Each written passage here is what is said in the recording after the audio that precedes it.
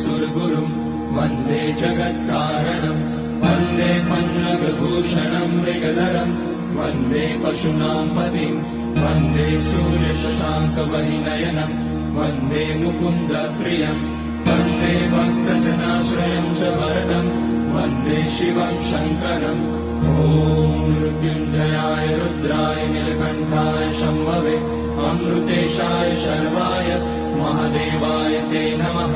नमस्तेऽस्तु भगवन् विश्वेश्वराय महादेवाय त्र्यम्बकाय त्रिपुरान्तकाय त्रिकाग्निकालाय कालाग्निरुद्राय नीलकण्ठाय मृत्युञ्जयाय सर्वेश्वराय सदाशिवाय श्रीमान् महादेवाय नमः। ॐ नमः शम्भवाय।